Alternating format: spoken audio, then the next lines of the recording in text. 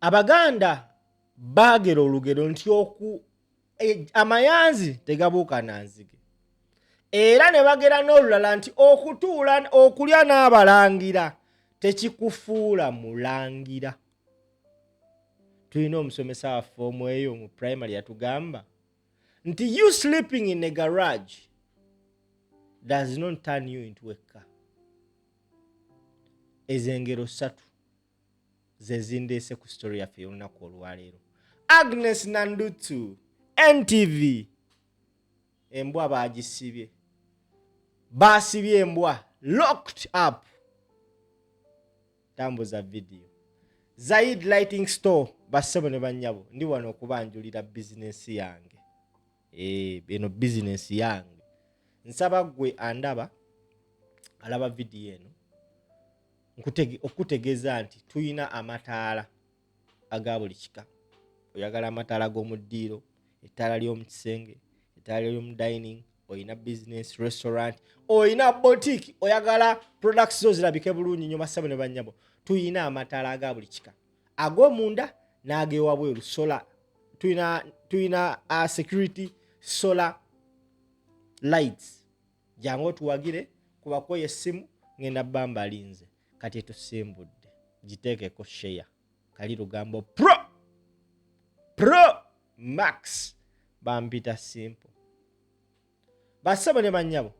Omukyala gwolaba ku screen wakati nga side ne side ayimiridde mu wakati w'abapoliisi ba prison ye Agnes Nanduttu. Omukyala oyo yabadde minisita w'ensonga z'omukaramoja.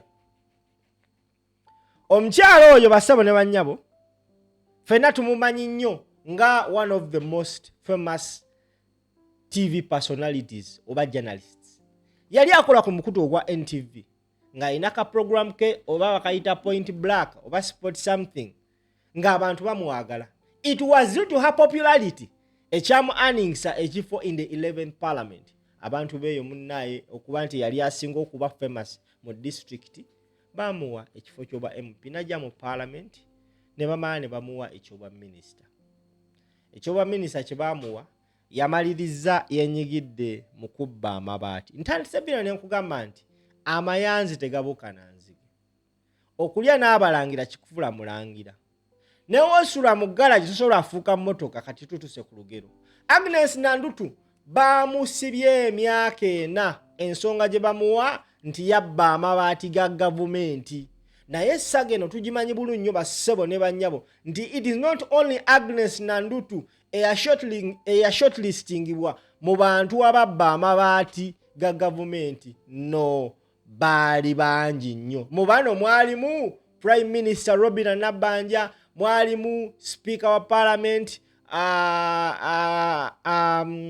Anita Mong, mwalimu Vice President w'eggwanga Jessica Alupo. Mubadde mumumanyi? Kale yoyo bannaye bassebo ne bannyabo yoyo Vice President w'eggwanga. Mwalimu ministers bangi nnyo abenyigira mu kubba amabaati ganeeno bassebo ne bannyabo. Mwalimu Amos Lugoloobi, mwalimu Rose Lily Akero, mwalimu ani omulala nzijukira bane mugezeko okuzijukiza. They were almost 8 if I'm not mistaken.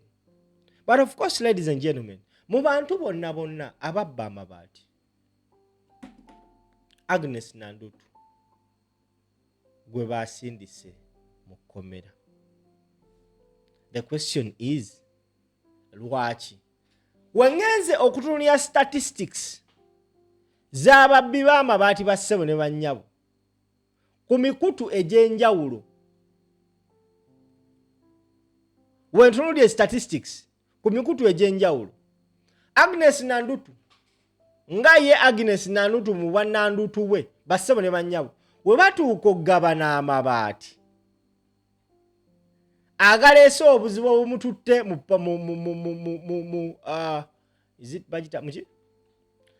agaleese obuzibu obumututte mu Mukkomera. Agnes Nanduttu ku bonna abaagabana amabaati, Nanduttu ye yasinga otwala enamba ennene. Kuba omwana agambe then State Minister for Karamoja, Agnes Nanduttu, received 2,000 pieces. They were picked from the office of the Prime Minister using car registration number UAZ 247B on 23rd June 2022. Happy A. Evelyn Bazibu signed on her behalf as the receiver.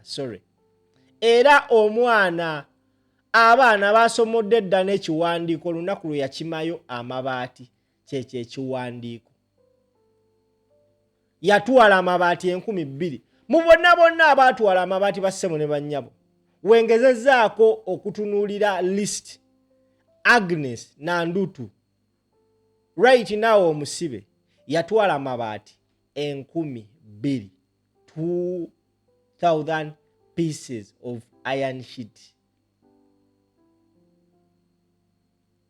Omukyala amanyikibwa nga Robina Nabbanja, Prime Minister, because we are convicting Agnes Nanduttu. Ye bamusibye, abasigadde si basibe era bali abutaala. Era Agnes Nanduttu mu reshuffle 7 yakola, Nanduttu teyarigaininga position ye, bamu droppinga. Ekimukubiraga nti Nanduttu alabika bambi kikazi kyattu mu kifaananira ddole bakiwaddeyo nga saddaaka. Gwandaba lwaki weebuuza Agnes Nanduttu ye yakwatiddwa because bonna amazima ba receiving amabaati. Bonna on 7th January 2023 PM, Prime Minister Robina Nabbanja received 1,000 iron sheets meant for vulnerable families in Kakumiro and neighborings, picked from Office of Prime Minister via registration card number blah blah blah, received by PA Bridget Alinaitwe, driver identified as Ntungwamisho Timiseo. Nabbanja naye receiving amabaati. Yes musibe era teyakwatibwako. Ng'ovudde ku Nabbanja bassebo ne bannyabo. Era abaana bafunye bwina agamba nti Speaker Anita Mong reportedly received 500 iron sheets from Office of Prime Minister.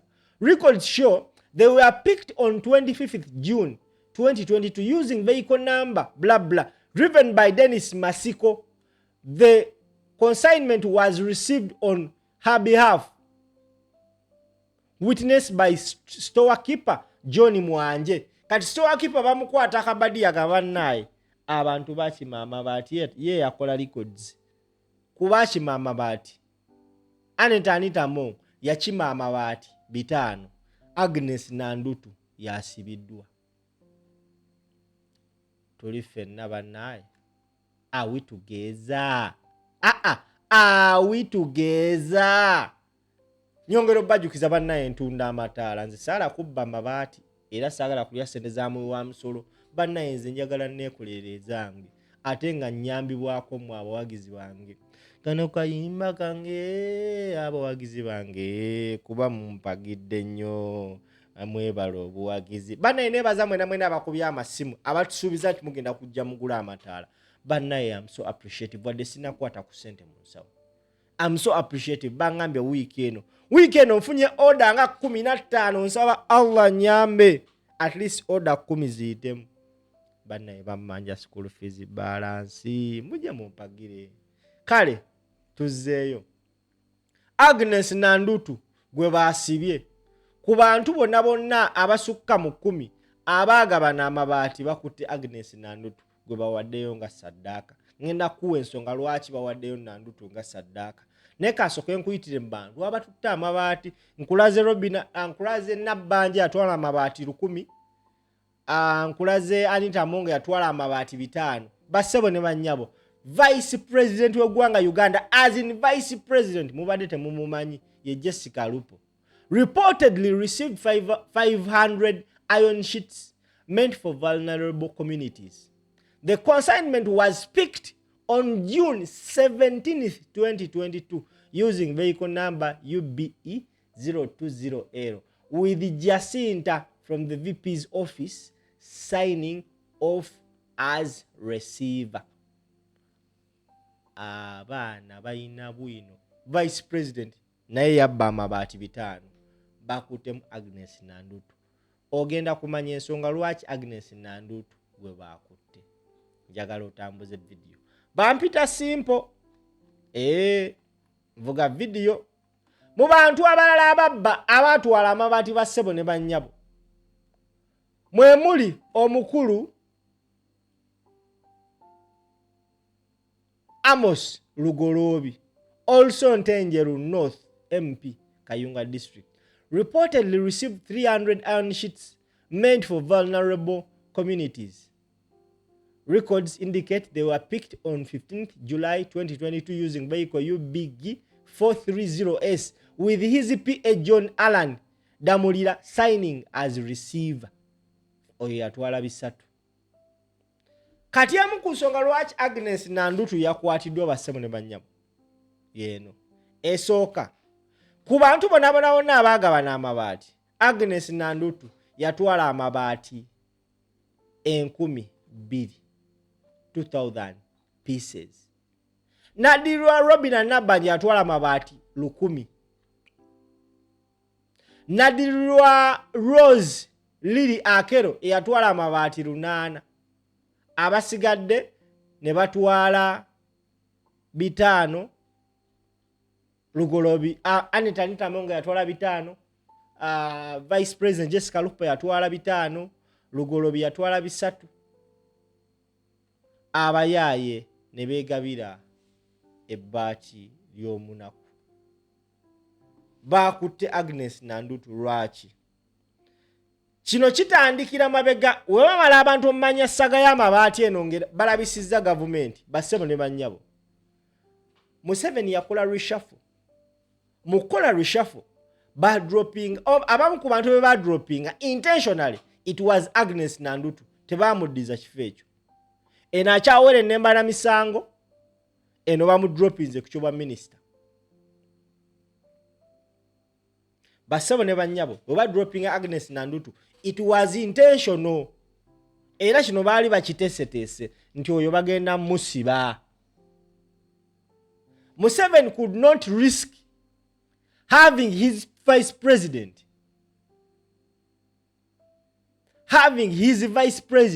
being accused of okubba Amabaati newankubadde bannayuganda tukimanyi yageegabira records weziri. Yali tasobola risking nti yalonda vice president, nti ayina prime minister, nti ayina speaker babakwatidde musaga y'okubba Amabaati. The public knew everything. Kati okulaga kino bakutte kikazi kyattu Kizubeda ky'omupaala essole. Bakutte Agnes Nanduttu gwe bataddeyo nga saddaaka. Kisoboka okuba nti Nanduttu wano bamulaze mu bifaananyi nti bamukutte naye nga tasula. Kisoboka okuba nga asula wuwe nga bano balaga nti ali luzira. Asobola n'okubeera nga ali luzira naye ng'embeera gy'alimu ndala. Ate nkukakasa omusango tuwulidde bagenda mu kkooti oba court of appeal oba biki basobolera okutulaga nti bamusibye yes naye ne wayitawo ennaku ntono nnyo nga bazze mu kkooti ne bamugamba aliwe asasule ssente. Amabaati gaba 2,000 kyongamba Agnes Nanduttu talina ssente zisobola kugula Mabaati 2,000. Ayinza n'okugamba nti atuwadde ssente nga tawaddeeyo ssente. Kino ne kikavalinga bali eri abenyigira mu kubba Amabaati kuba bagamba omu we yatwala Amabaati mu kumubuza Amabaati wagakozesa ki yagamba yagadonatingira essomero erimu kunoonyereza nga essomero lirye. Awo nenfa jjukira nti nali nafadda. There has been a lot of corruption in Uganda and it goes on unaddressed. Ate baina akazannyo ke bazannya bannayuganda nti bakwata omu ku abo ne bamuteekayo naye nga ziri ssente zigenze remember nga bazeegabidde. omuntu asobola okubba biliyoni 3 n'agenda n'abeera Mukkomera emyaka 2 n'akomawo n'alya ssente ze. It is so absurd and it is only in Uganda where a person has been convicted for embezzling government funds n'atwalibwa Mukkomera Luzira n'akomawo ne bamuwa a very big post in the cabinet. It is only in Uganda. Yes, mubamanyi newe sibogera, you know the people. So gwe wenna akola ebintu njagala omanye ekintu kino nti amayanzi tegabuuka nanzige. Okulya n'abalangira tolifuuka mulangira, olisigala oli mu kopi. Ne bw'osula mu garage tolifuuka motoka. Verse Strange 256 Empire Online TV amanya bampita simple. Nyongera okujjukiza Zaid Lighting Store tuyina amataala aga buli kika era nsaba gwe wenna alaba video eno bannaayi mujje mutuwagire, mujje mutuguleko amataala. Some of the lights we have basebo ne banyabo zezino. Emaali twasuubudde nnyingi nnyo. Njagala otambuze kamera balage ekkago gye tulina wali eri wansi awo. Ezo box kati gikomye weno mbannyonnyole. Kino kyenkutte bakiyita ceiling lamp. Oyina ennyumba yo, ddiiro, kisenge, office, restaurant, akantu kano okeetaaga. Eno ceiling lamp tewali ogenda gijja walala ng'eri ku bbeeyi layisi ng'eno. Ogenda kukwata emitwalo gya Uganda 3 bweddu. Owaye mbasedde oba sibasedde? Emitwalo 3 ceiling light ng'eno obe ng'ogyefunira. Kati gwoba ng'oli musuubuzi ng'ogenda funa pieces esoba mu 20. Ngenda kuggyiramu 15,000 naawe osobole okuba ng'ofunye. Basabo ne bannyabo